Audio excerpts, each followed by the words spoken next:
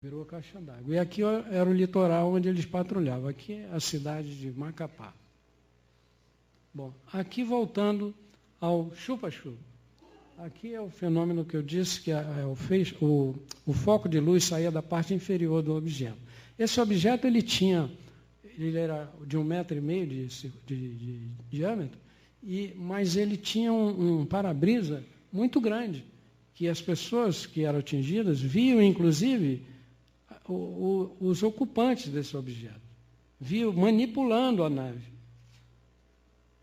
Viu manipulando, e via de perto, porque ele chegava bem próximo para lançar esse feixe de luz. Ele não ficava a 20, 30 metros, não. Ele chegava a 5, 3 metros de distância. Então, está aqui o foco que paralisava a pessoa, né?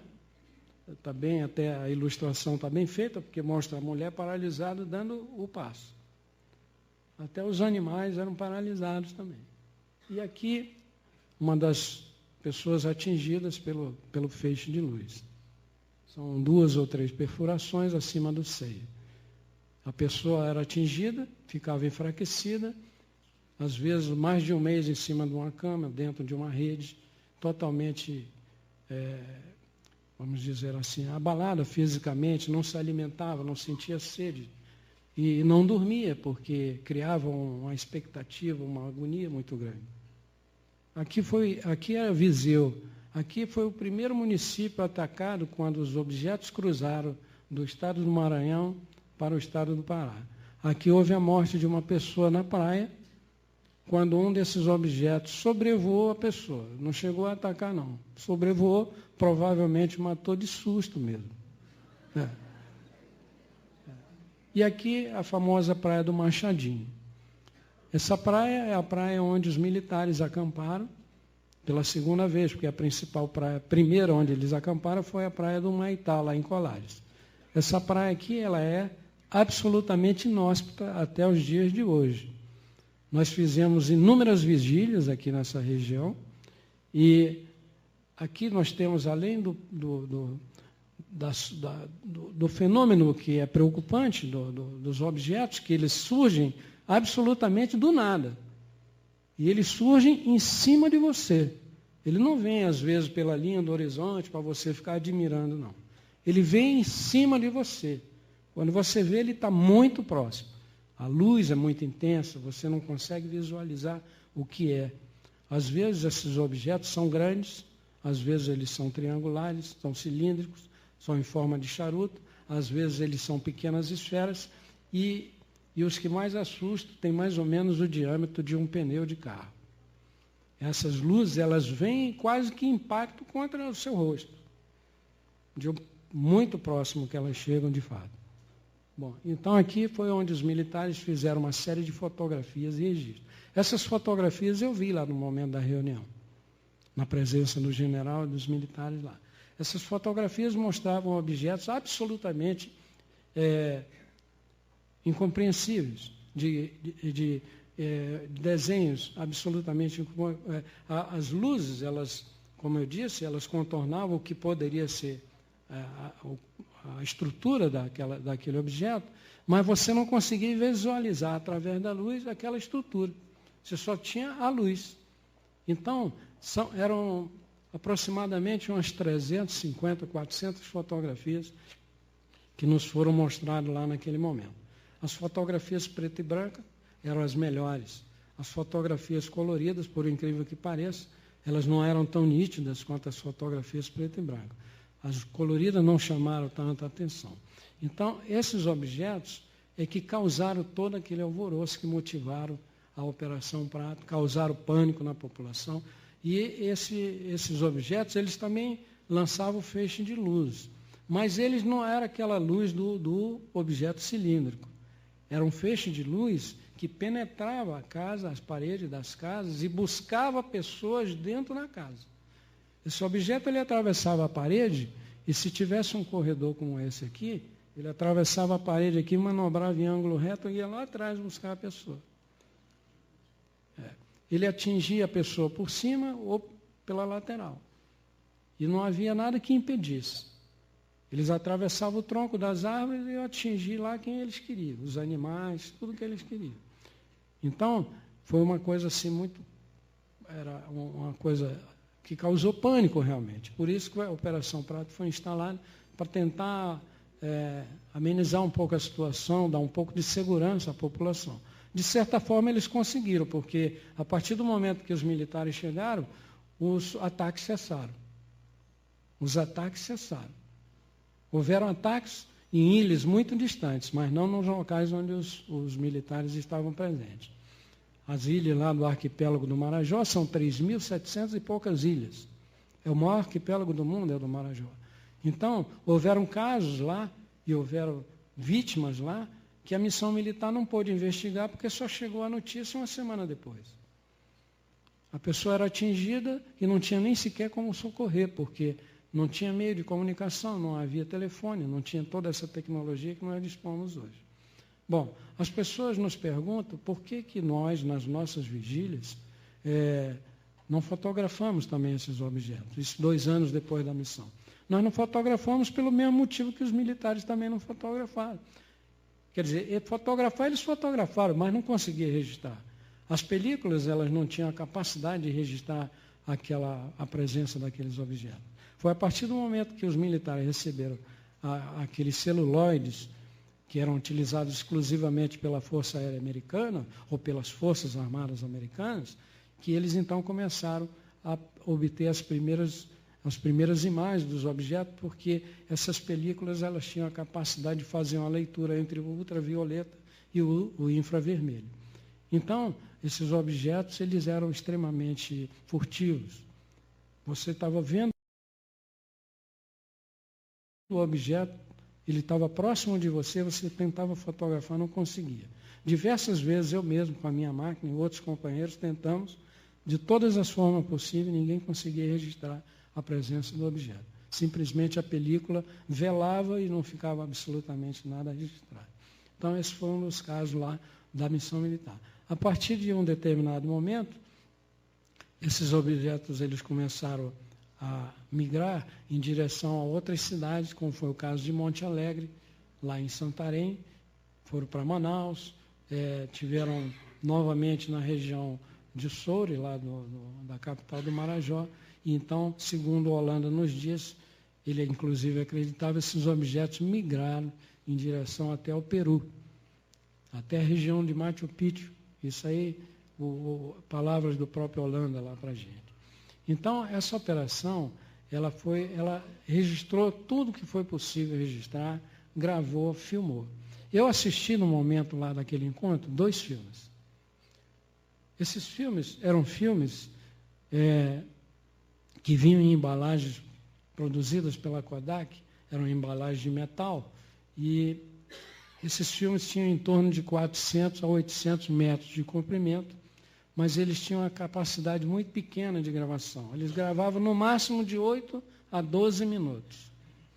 Então, quando vocês ouvem falar, porque filmou 16 horas de gravação, filmaram. Eles filmaram 16 horas de gravação.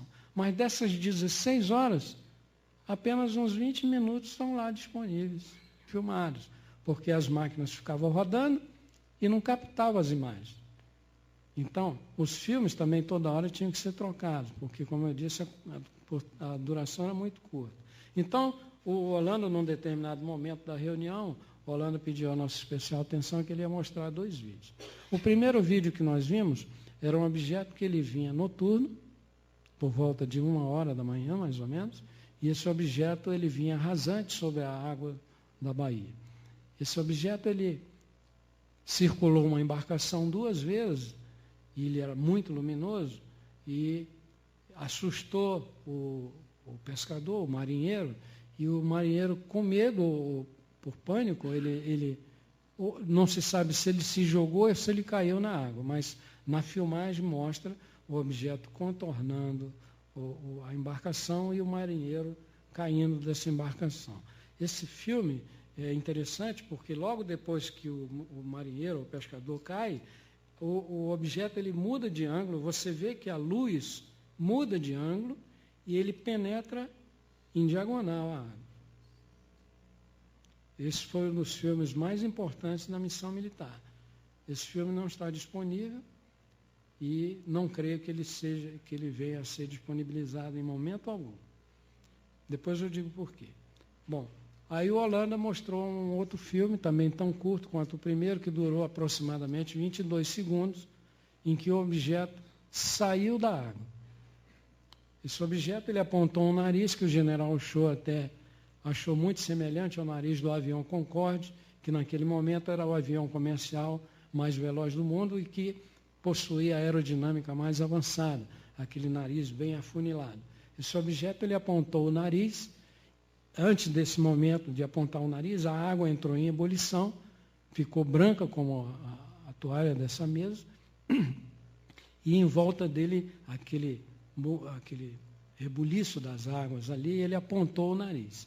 A partir do momento que ele apontou o nariz, ele começou a ficar luminoso, e ele então saiu, foi provavelmente quando ele abandonou totalmente a água. Eu até acredito que ele não teve nenhuma dificuldade de reação com relação ao peso da água. Ele saiu, iluminou completamente e partiu em diagonal em direção ao horizonte. Ele não saiu na vertical, não. Porque no momento da filmagem, alguns militares que estavam lá até disseram assim, inclusive o general Shaw, disse assim, olha, isso aí para mim parece um míssil. Não, mas não é míssil. Não é míssil. Porque o míssil, se for lançado lá na Flórida, ali em Boa Vista, no Brasil, dá para ouvir o barulho. E ele saiu da água, não produziu som absolutamente nenhum e não saiu na vertical. Ele saiu em diagonal, rasante sobre a água, em direção ao horizonte, depois que ele ganhou altitude e desapareceu no espaço.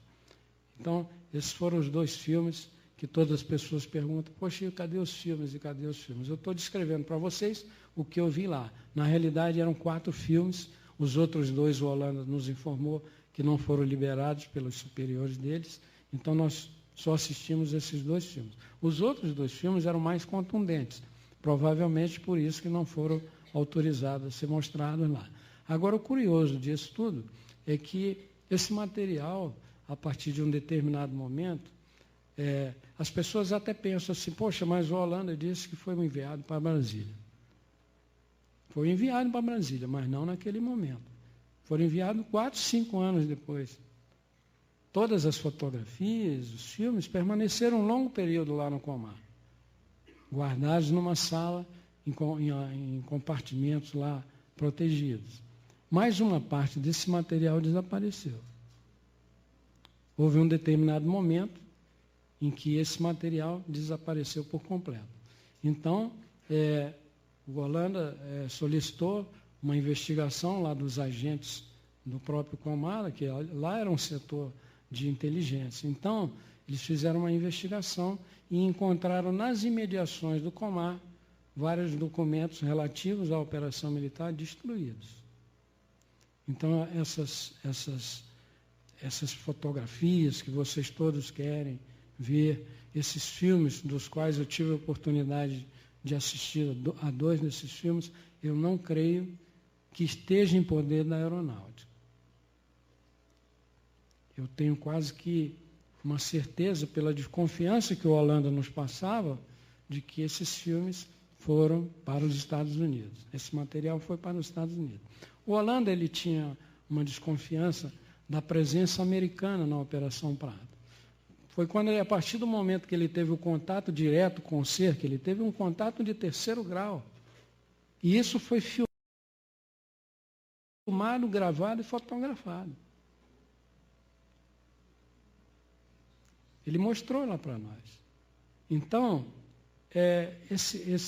houve um momento que o Holanda nos disse o seguinte, eu perguntei para ele, já depois de alguns anos, ele já estava na reserva, eu perguntei, Holanda, você se sente amargurado pelo fato de ter sido deslocado da operação militar, pelo fato de ter sido a operação interrompida no momento mais importante, o momento em que você, o Flávio e todos os seus companheiros puderam comprovar que os objetos e os ocupantes desses objetos seriam seres de origem extraterrestre? Ele disse, olha, Peré, eu tenho absoluta convicção de que os aparelhos são de origem extraterrestre e seus ocupantes são extraterrestres. Pela forma de voar, pelo comportamento e por uma série de outros fatores que nós militares conhecemos e que a maioria de nós aqui conhecemos tudo de meteorologia, de aviação, e podemos, na nossa avaliação, falar com certeza absoluta que não se trata de nenhuma experiência de país algum aqui na Amazônia, não é coisa de japonês, como na época muita gente dizia, isso é coisa de japonês. Entendeu? Porque a população via os seres com feições amendoadas. Então dizia, isso é coisa de japonês. Aí, resultado, essas fotografias, esses filmes desapareceram e o Holanda disse assim, eu tenho digamos assim, a suspeita de que o Brasil e os Estados Unidos são signatários de um projeto secreto, ultra secreto, denominado Projeto UNO. Esse projeto envolve não só o Brasil, mas todos os países latino-americanos. Esse projeto, ele, como foi assinado primeiramente pelo Brasil, dava direito aos Estados Unidos de recolher imediatamente todo o material que foi obtido pela operação militar. Tudo. Relatórios, gravações, fotografias, filmes, inclusive possíveis corpos resgatados de supostos acidentes naquela região. Então, tudo foi, de acordo com a Holanda, levado para os Estados Unidos.